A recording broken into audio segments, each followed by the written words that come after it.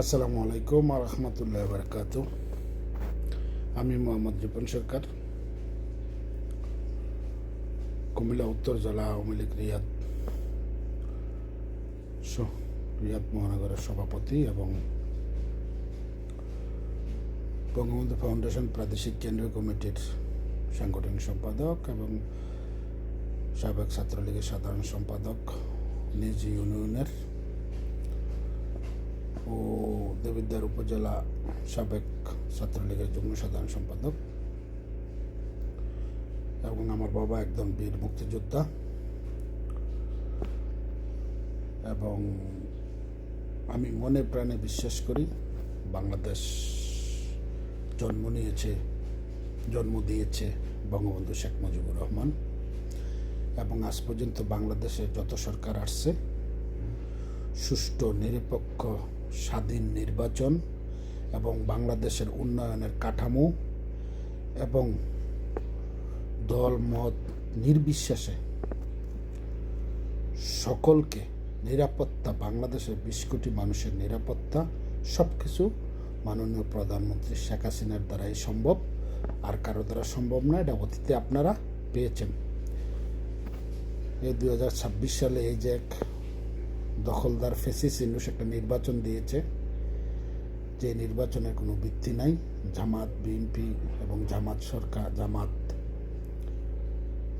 এই জামাত রাতের অন্ধকারে প্রত্যেকটি কেন্দ্রে বাংলাদেশের আগেই ভোট দখল করে নিয়েছে।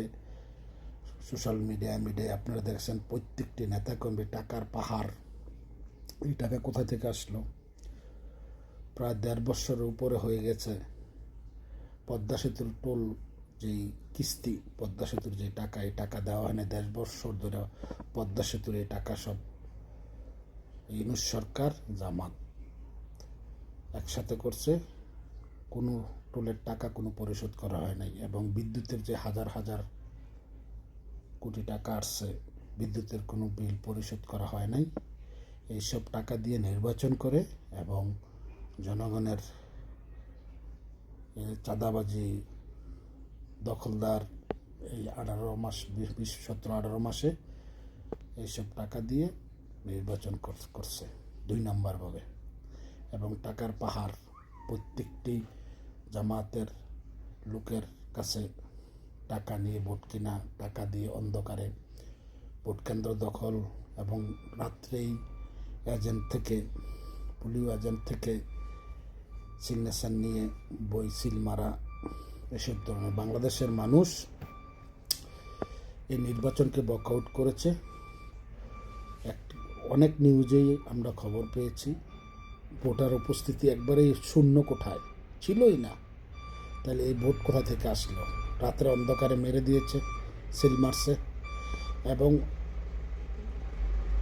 আপনার বিভিন্ন সংস্থার জরিপে 15 থেকে 17-18% ভোট পড়ছে। ও তারা রাত্রে সিল মারাতে, যদি রাত্রে না মারতো তাহলে 5% ভোটে পড়তো না। তাহলে বোঝা যাচ্ছে বাংলাদেশ আওয়ামী লীগ, বাংলাদেশের জনগণ, বাংলাদেশের মাটি ও মানুষের দল আওয়ামী লীগ এবং জনগণ, বাংলার প্রত্যেকটি জনগণ আওয়ামী লীগকে চায়। এবং এই বাংলাদেশের বর্তমান যেই মানুষ আওয়ামী লীগকে 80% উপরে সমর্থন করে, যেহেতু ভোট 20% কাস্ট না, আর যাই হয়েছে তার রাত্রে অন্ধকারে সিল মারছে। তার মানে 80% উপরে, 80 থেকে 82-85 এর ভিতরে আওয়ামী লীগকে চায় মানুষ। আপনারা একটা জিনিস দেখেন, আপনারা দেখবেন নিঃস্বয়ন পুলিশের কি বলে,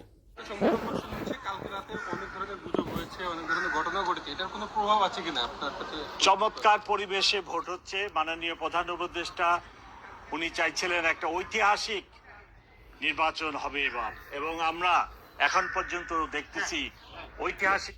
আমি এই কেন্দ্রেই ভোট দিতে আসছিলাম, গেটটা পার হয়ে যখন ভিতরে গেছি আমাকে শোনাই দেওয়া হলো আপনার ভোট হয়ে গেছে।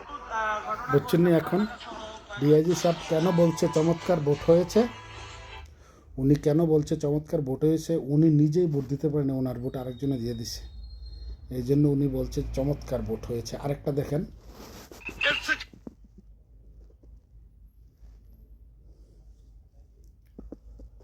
খারাপ নির্বাচন আমার মনে হয় আর হয় না। সকালে 100 লাঠি নিয়ে আমার দৌড়াইছে। আমাদের উপর নির্যাতন করছে এনে। এটা আসলে একটা রোল মডেল। এরকমই নির্বাচন আওয়ামী লীগ আমলে হয় নাই। আওয়ামী লীগকে হার বেড়াইছে। আজকে বাংলাদেশের যে কোনো সময় এর চেয়ে খারাপ নির্বাচন আমার মনে হয় আর হয় না। সকালে 100 লাঠি নিয়ে আমার দৌড়াইছে, ওরা আমার মারছে। এই শরীর নামে একটা মেয়ে। 100 লাঠি নিয়ে আমার মারছে। আমি এর চেয়ে খারাপ নির্বাচন আমার মনে হয় আর হয় না। সকালে আরেকটা দেখেন আপনারা, আরেকটা আছে, আপনারা দেখলে বুঝবেন। এই যে দেখেন, আপনারা যে বলেন যে নির্বাচন করবে, নির্বাচন কিভাবে সুষ্ঠু করবেন আপনারা দেখেন। নির্বাচন সুষ্ঠু করতে হলে জনগণের উপস্থিতি থাকতে হবে।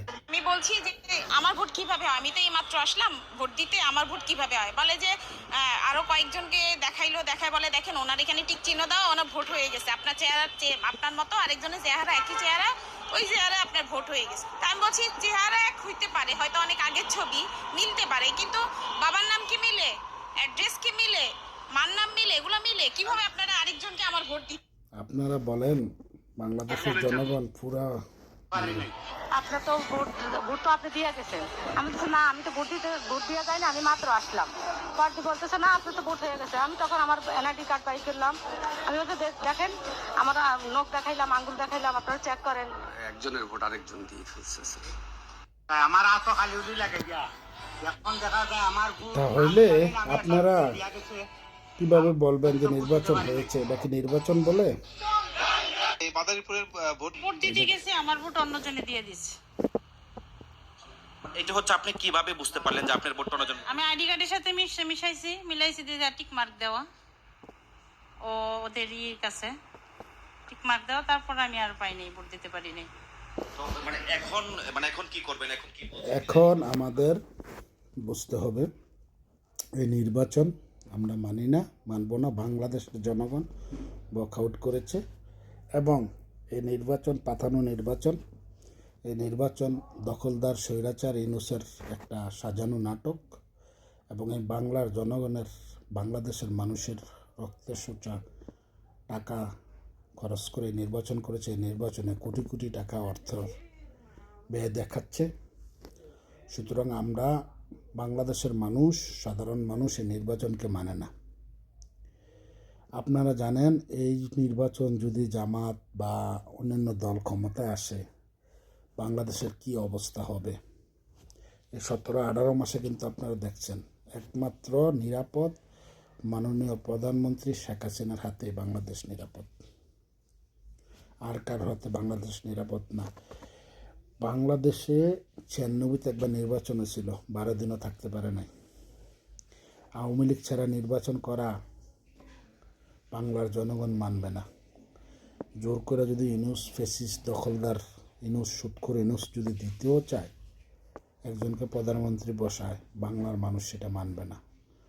বাংলাদেশকে আপনারা পাকিস্তান বানায়েন না, আফগানিস্তান বানায়েন না। এই জামাত শিবিরকে ক্ষমতায় এনে বাংলার মানুষ তার প্রতিবাদ করবে ইনশাল্লাহ।